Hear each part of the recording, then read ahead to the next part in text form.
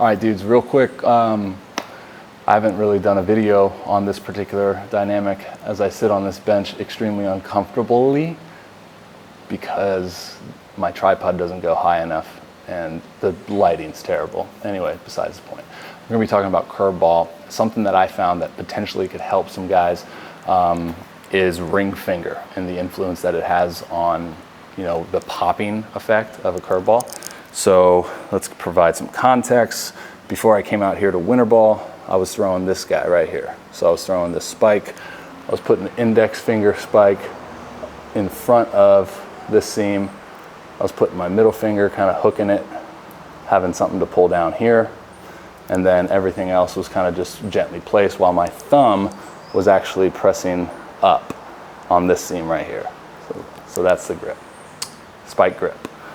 Okay, and it's not, I don't call it a knuckle curve because a knuckle would be putting your knuckle on the ball. For those of you guys on TikTok that call it a different pitch.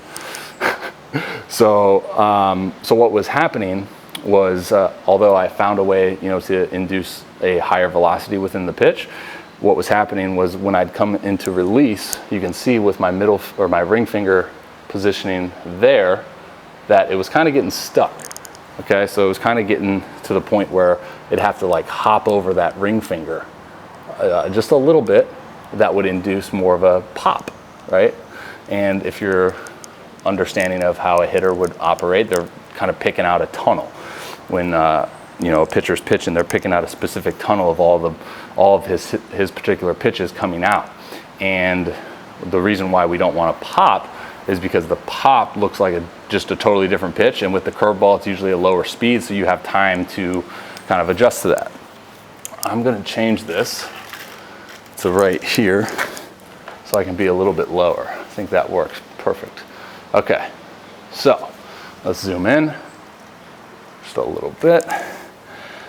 Okay, so with all that being said, something that I did to counter that was I basically tried to intentionally tuck my ring finger under the ball. So if you guys remember like Vulcan changeups when they were popular, it's kind of like that, where I put my middle two fingers almost like a Vulcan, and then I tuck that that ring finger here under the ball, and then I get into that same spike curveball grip.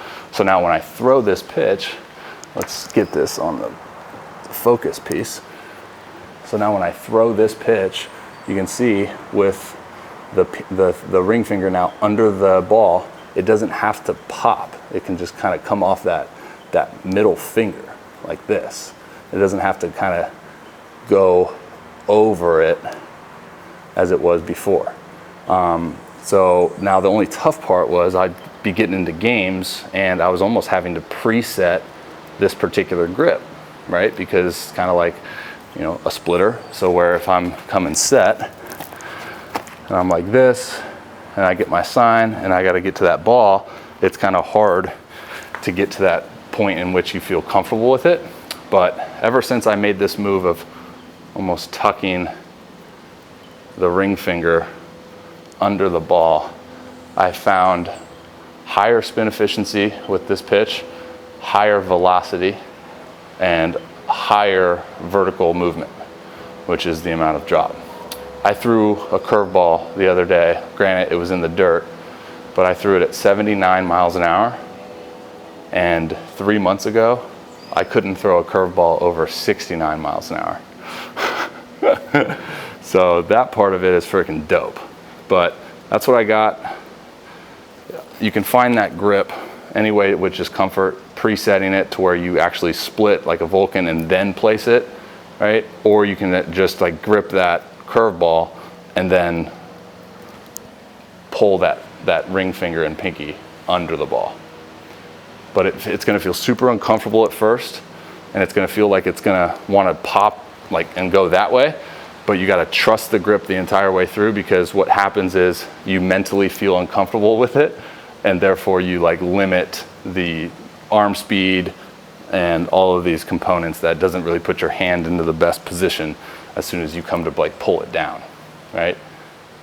And for me, I've talked about this in the past with this index finger, the spike helps me keep neutral wrist posture. Whereas when I'm not spiking it I'll come into release and my wrist will kind of crack and go this way, and now I get this movement instead of this movement. Now for me, moving forward, I just need to work on the consistency of it. It's just more reps, honestly. So that's what I got. Give you another look at it. Right here, ring fingers tucked. You can even give that seam right there some tactile feedback of where your ring finger needs to be. And then I'm pushing with my nail on the upper part of that seam. It's not in the middle that I used to have that, but now it's on the upper part, which gives me a better alignment of my thumb placement.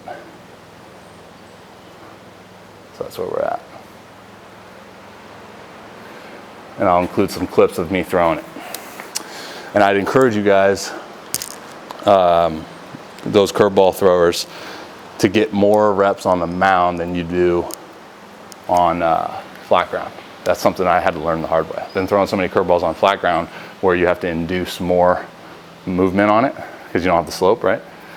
So it's a totally different release slot, and it's actually forcing you to pop the ball up and then down. Whereas on the slope, you don't really have to pop because you're already tilted high. So I would encourage just more mound reps, you know, play just catch on the mound with it. All right, I'm sweating, gotta go.